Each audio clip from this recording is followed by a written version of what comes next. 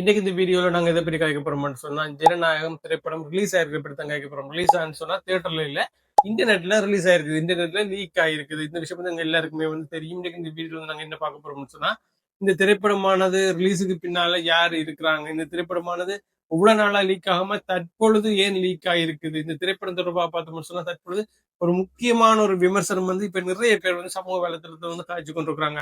இந்த விடயங்கள் எல்லாத்தையும் பற்றி தான் இன்னைக்கு இந்த வீடியோல வந்து நாங்க பார்க்க போறோம். வீடியோட ஆரம்பத்துல வந்து நான் சொல்றேன், நான் ஒரு விஜயனுடைய ரசிகன் தான். ஆனா விஜயனுடைய அரசியல் கட்சியான டிவிகே தொடர்பாக எனக்கு எந்த விதமான ஈடுபாடுமே இல்லை. அந்த கட்சியினுடைய கொள்கைகளோ, அந்த கட்சியினுடைய அரசியல் விடயங்களோ, அல்லது அந்த கட்சியினுடைய அரசியல் நடவடிக்கை தொடர்பாக எனக்கு எந்த விதமான ஈடுபாடும் இல்லை. ஏன் நான் இப்ப சொல்றேன்னு சொன்னா, எங்களுடைய யாழ்ப்பாணத்திலே பார்த்தோம்னு சொன்னா ஒரு சில இளைஞர்கள் இந்த விஜயனுடைய கட்சிக்கு ஆதரவாக சில விஷயங்களை வந்து செய்யறாங்க. துண்டு போடுறதா இருக்கட்டும், அது தொடர்பாக ரீல்ஸ் செய்யறதா இருக்கட்டும், பேர் விஷயங்கள் வந்து செய்யறாங்க.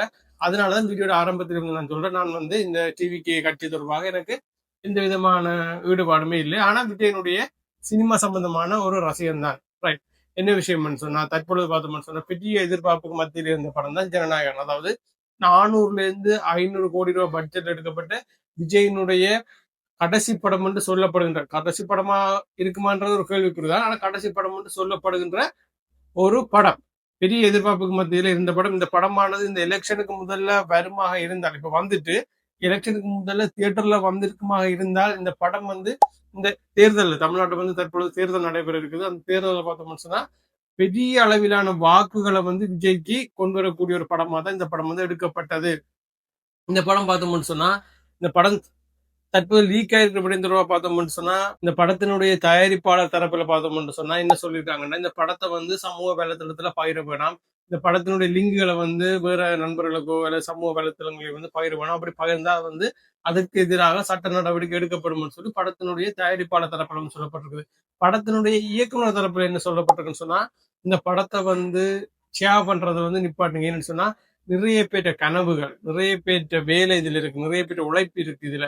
அதனால இந்த படத்தை வந்து ஷேர் பண்றது, இன்டர்நெட்ல ஷேர் பண்றதை வந்து நிப்பாட்டுங்கன்னு சொல்லி இயக்குனர் தரப்புல வந்து சொல்லப்பட்டிருக்கு. உண்மையிலேயே பார்த்தோம்னு சொன்னா, இந்த படத்துல வந்து மிகப்பெரிய அளவிலான காசு வந்து முதலீடு செய்யப்பட்டிருக்குது. நிறைய பேர் உழைப்புகள் முதலீடு செய்யப்பட்டிருக்குது.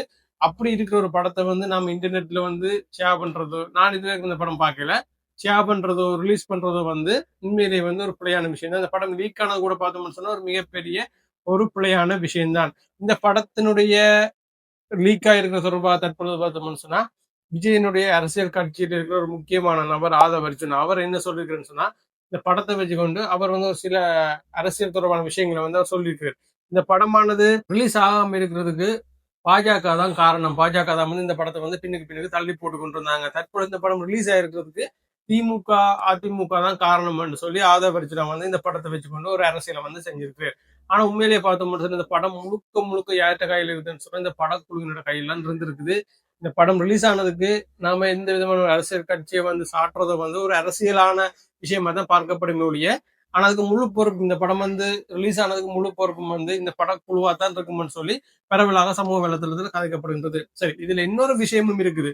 இந்த படம் ரிலீஸுக்கு பின்னால யார் இருக்கிறாங்கன்னு சொன்னா உண்மையிலேயே விஜயனுடைய அரசியல் கட்சி தான் இருக்கிறாங்கன்னு சொல்லி இன்னொரு கருத்தும் வந்து சமூக வலைதளத்துல இருக்குது. ஏன்னு சொன்னா, இந்த படம் வந்து உண்மையிலேயே ஒரு அரசியலுக்கான ஒரு படம். இந்த படம் வந்து தியேட்டர்ல இந்த எலெக்ஷனுக்கு முதல்ல தமிழ்நாடுல இந்தியாவில ரிலீஸ் ஆகாம இருந்திருந்தா, ரிலீஸ் ஆகியிருந்தா இந்த படம் வந்து நிச்சயமாக நிறைய வாக்குகளை வந்து விஜய்க்கு கொண்டு வந்து சேர்த்திருக்கக்கூடிய ஒரு படம் தான் இந்த படம்.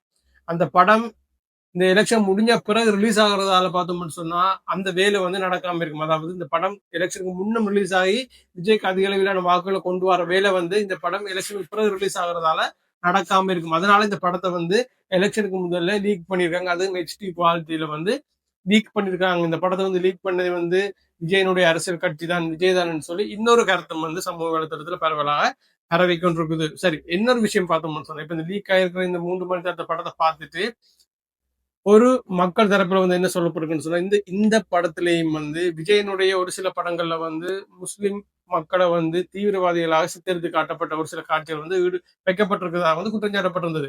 தற்பொழுது பார்த்தோம்னு சொன்னா இந்த படத்திலேயும் ஒரு சில முஸ்லிம் நபர்களை வந்து தீவிரவாத செயல்களில் ஈடுபடுவது போல வந்து இந்த படத்திலேயும் வந்து காட்சிகள் வச்சிருக்காங்க. அதனை கண்டிச்சும் அதனை விமர்சிச்சும் வந்து தற்பொழுது நிறைய பேர் வந்து சமூக வலைதளத்துல வந்து தங்களுடைய கண்டனங்களை வந்து தெரிவிச்சு கொண்டு இருக்காங்க. இந்த படத்தை பார்த்தோம்னு சொன்னா இந்த படத்துல வந்து ஆரம்பத்துல சொல்லப்பட்ட விஷயம் என்னன்னு சொன்னா, இந்த படத்துல நெல்சன், அட்லி, லோகேஷ் கனகராஜ் வந்து ஒரு சின்ன சீன்ல வந்து நடிச்சிருக்காங்க விஷயம் சொல்லப்பட்டிருந்தது. அந்த சொல்லப்பட்ட அந்த சீன் தான் வந்து ஆரம்பத்துல வந்து ரிலீஸ் ஆயிருந்தது. அதுக்கப்புறம் பார்த்தோம்னு சொன்னா ஒரு 5 நிமிட காட்சி வந்து ரிலீஸ் ஆயிருந்தது. அதற்கு பிறகு பார்த்தோம்னு சொன்னா ஒரு சில நிமிடங்கள்லயே வந்து மொத்த படமே வந்து HD குவாலிட்டியில வந்து இன்டர்நெட்ல வந்து ரிலீஸ் ஆகி இருக்குது. இந்த படத்தை வந்து நிறைய நிறைய தமிழ் படங்களை பார்த்தோம்னு சொன்னா தியேட்டர்ல ரிலீஸ் ஆன கோப்பியை வந்து நிறைய வலைத்தளத்துல வந்து நிறைய பேர் வந்து ரிலீஸ் பண்ணியிருக்காங்க. அதுல முக்கியமான ஒரு ஆக்கள்னு சொன்னா இந்தியாவில தமிழ் ரோக்கர்ஸ். தமிழ் ரோக்கர்ஸ் தரப்புல வந்து தற்போது ஒரு விஷயம் சொல்லியிருக்காங்க. இந்த படத்தை வந்து ரிலீஸ் ஆனதுக்கும் தங்களுக்கும் எந்த விதமான சம்பந்தமும் இல்லை. நாங்க வந்து தியேட்டர்ல ரிலீஸ் ஆன படத்தை மட்டும்தான் நாங்க எடுத்து ரிலீஸ் பண்றதும் தியேட்டர்ல ரிலீஸ் ஆகும் முதல் வந்து எந்த ஒரு படத்தை வந்து தாங்க ரிலீஸ் பண்றது இல்லைன்னு சொல்லி தமிழ் ரோக்கர்ஸ் தரப்புல வந்து சொல்லப்பட்டிருக்குது. அப்ப இந்த படம் வந்து ஒன்று இந்த படக்குழுவில் இருக்கிற யாரோ ஒருவர் வந்து ரிலீஸ் பண்ணியிருக்க முடியும். இல்லைன்னு சொன்னா இன்னொரு தரப்பு நபர்கள் சொல்ற மாதிரி விஜயனுடைய அரசியல் கட்சியாலேயோ அல்லது விஜயனுடைய அழுத்தத்தினாலேயோ வந்து இந்த படம் வந்து இந்த எலெக்ஷனுக்கு முதல்ல தற்பொழுது ரிலீஸ் ஆகி இருக்கலாம்னு சொல்லி 2 தரப்பான குற்றச்சாட்டுகள் வந்து வைக்கப்படுகின்றது. இந்த படத்தினுடைய இந்த ரிலீஸ் தொடர்பாக உங்களுடைய கருத்துக்களை வந்து கமெண்ட் செக்ஷன்ல பதிவு செய்யுங்க. நீங்க நம்ம சேனலை சப்ஸ்கிரைப் பண்ணலன்னு சொன்னா ஒருக்கா சப்ஸ்கிரைப் பண்ணுங்க. இன்னொரு வீடியோவில் உங்களை சந்திக்கிறேன். நன்றி.